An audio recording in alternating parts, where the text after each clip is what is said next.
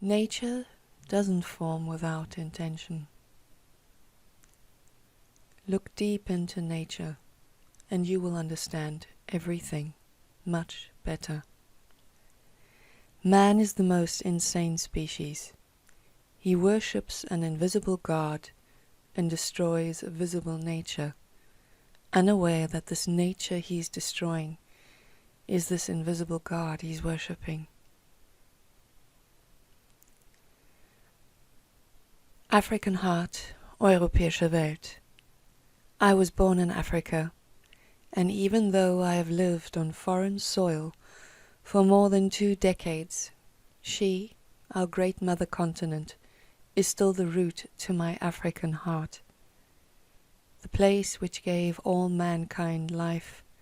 Before we left to explore in all directions, we took her culture with us. She is our cradle, our beginnings, our true story, our roots to spiritual sustainability. As we walk through her and away to new beginnings, new places, new experiences, and new perceptions, new evolutions, she is still there, her spirit, her heart, open, giving and living, dying, rebirthing and trying to survive the European industrial philosophies, deeds of greeds, genocides and atrocities. For many Europeans, she was seen as a resource, and still is.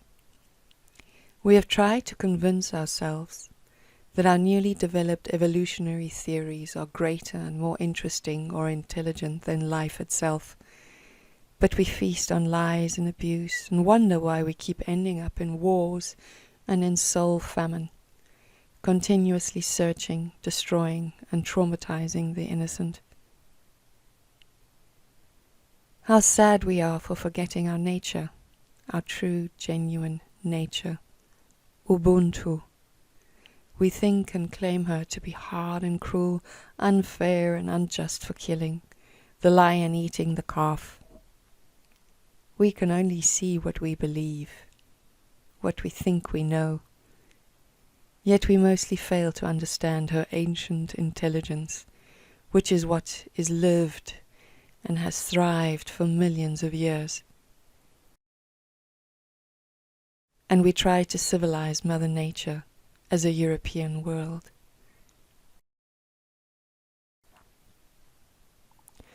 For we ran around with so-called holy books which were meant to be the messages of great prophets and avatars, but whose words were edited and changed by corrupt and angry, power-hungry church leaders who thought destroying the cultures of savages was more civilized than learning how those savages lived in spiritual, sustainable harmony with Mother Nature. This has been our evolutionary path. We are convinced that our future can only be saved by allowing ourselves to be ruled by AI and CRISPR, when in actual fact, our minds, hearts, souls carry the necessary guidance we desperately need to get us out of this current mess, so that we may ascend to our true purpose. Love, unconditional love.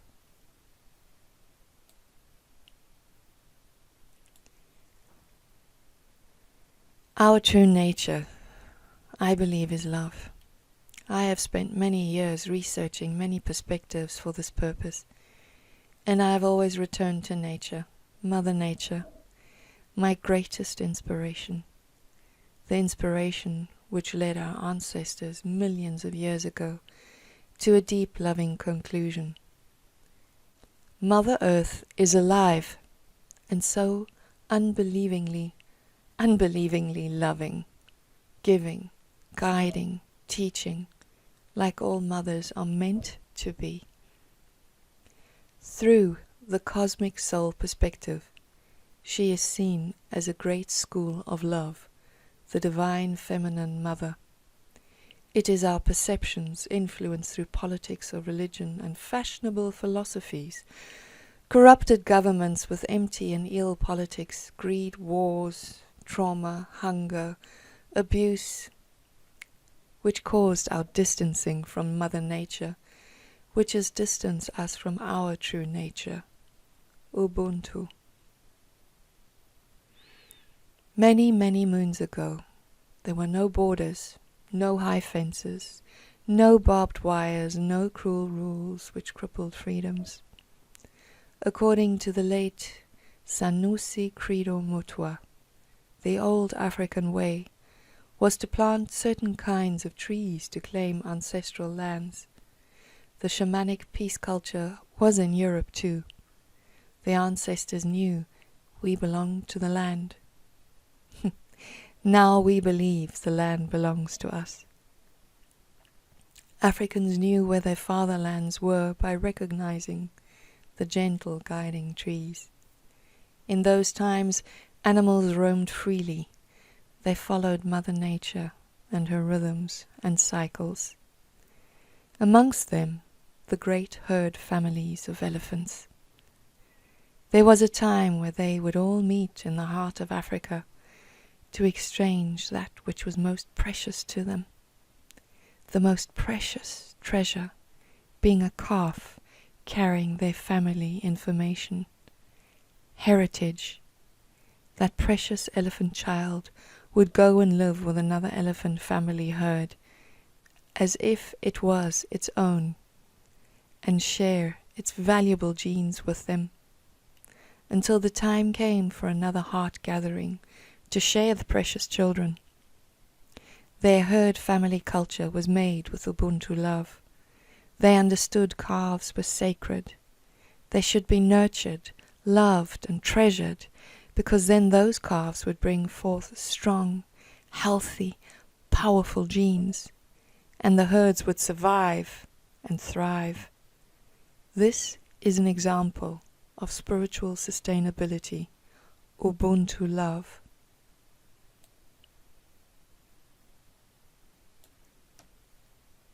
Ubuntu love is what keeps an African heart strong. Ubuntu love is the foundation of spiritual sustainability. Ubuntu means I am because we are. The old Ubuntu cultures of ancient Africa, which still existed up until British colonialization, are long forgotten. European philosophies and ideas, which seem more fair and civilized, have replaced the old clan systems with a hunger for consuming useless objects, which pollute the very soil meant to nourish and heal us. Now, because of that, Africa is starving. Where once it was noble in ancient Egypt to work alongside each other, one nation, one family, and humbly plant in the soil, all as equal farmers, all on our knees, it is now seen as degrading work. To touch the earth, the soil, connect to the sacred ancestral lines, the song lines, and speak to the spirit of the ancestors. Sing and heal, this is mostly forgotten. Politicians who claimed Ubuntu as the founding principles no longer understand its deeper meaning. Laws are made to richen the industry, not to uphold brotherhood. The song of most politicians is divide and rule. Make the people believe they have the right to fear and hate and fight each other. And whilst the people forget the spiritual sustainable ways of the ancestors, the industry continues to plunder the sacred feminine mother, destroying all memories of Ubuntu culture, the roots we need to find our true nature. Hearts and souls are angry and empty, confused and lost, deeply, deeply hungry, without even realizing it. Ubuntu means I am because we are. If you are well, I am well. The animals, the stupid animals, who cannot read or write like clever Western-trained academics, they remember, understand, and know more about Ubuntu than we do.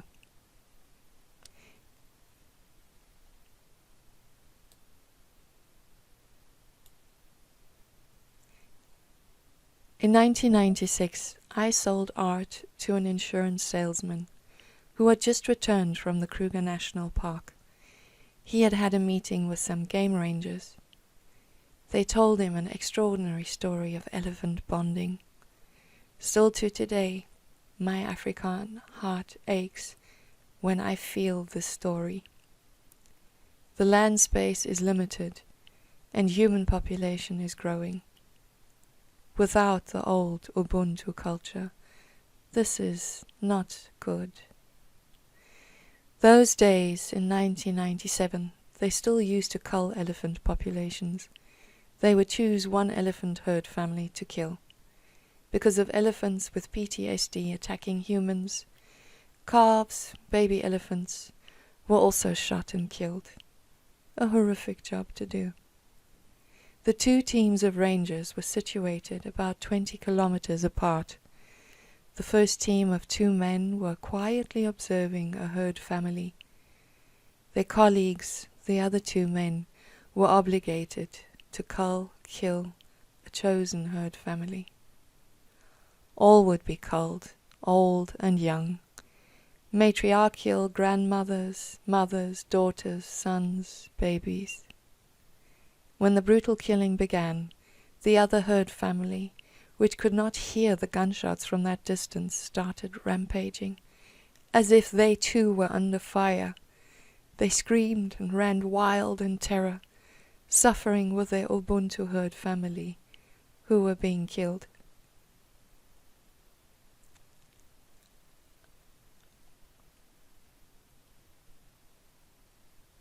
We have so much to learn from those amazing beings. Deep soul compassion, heart's empathy. We are actually the opposite of civilized. Our egos are twisted and warped for what they were truly meant to be. Tools of teaching. The ability our minds have are so blunted and blinded, incapable of believing their beauty or magnificence. I welcome you to reflect some of my thoughts and perspectives I have collected over a few decades.